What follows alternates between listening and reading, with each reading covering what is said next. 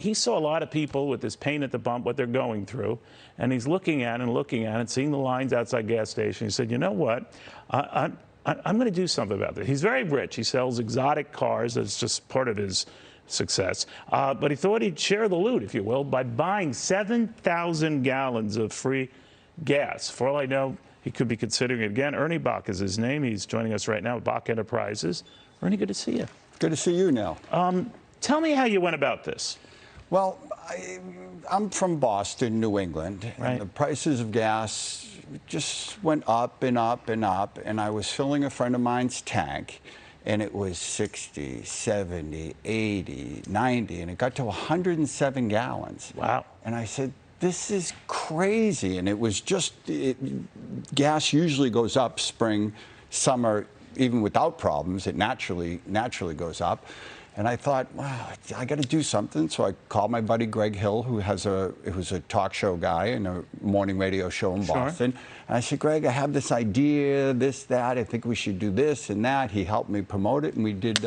We filled 552 cars with 7 gallons of gas.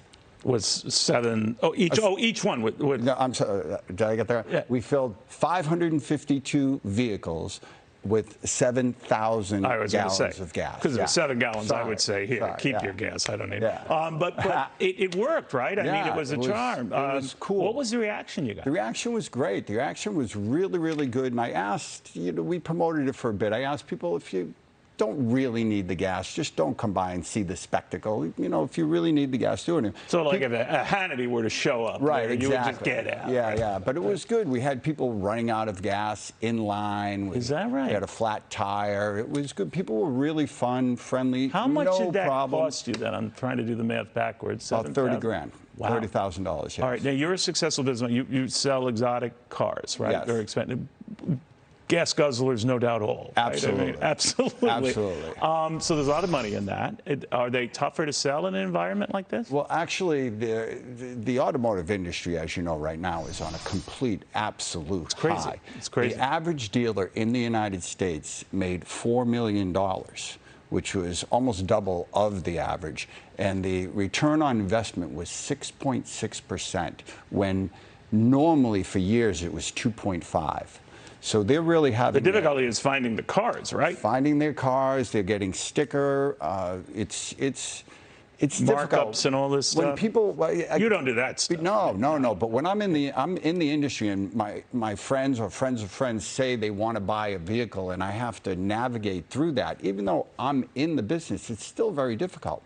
Now, you're very good at it, very successful at it. Would you do this again, another gas program like this again? Yes, I would.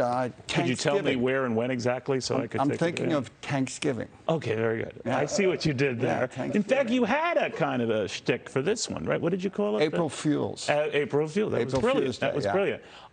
Can we get anything to rhyme with Arbor Day or something? I don't know about that.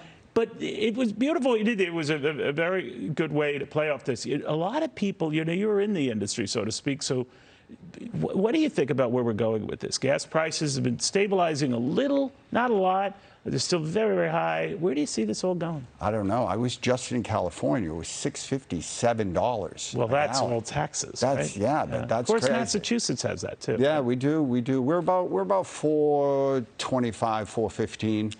It goes up and down, but I think it's going to be extremely difficult. Very difficult. Obviously, though, it's not affecting your business, and if anything, it's heightened interest in it and the money you can make in it. How long do you think that continues? I don't know.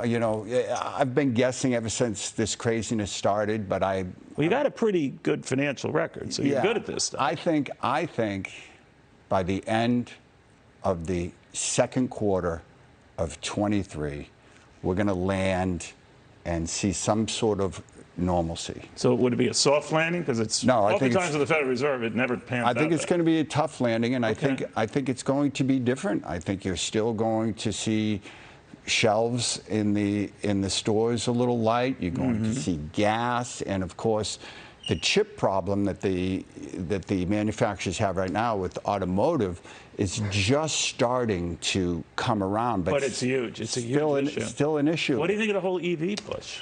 The EV push is very difficult also. How does that affect you? Well, you have a tsunami of EV vehicles coming, and the U.S. is about 5%. And if you take Tesla out, Tesla is 50% of the EV market. So, Do you think they're pushing that too much on us? Absolutely. Yeah. Yeah. I mean, who is going to buy them? That's the question. I mean, I hope people buy them. You know, they're great vehicles. Do you have any EVs yourself? No. No. I'm more of a 70s European performance vehicles. Well, there you go. Yeah. You're in the right business, my friend, and you have a big heart. Ernie Boch Jr., Boch Enterprises, saw a problem, decided, look, I could do something about this. There's a concept. Did something about this.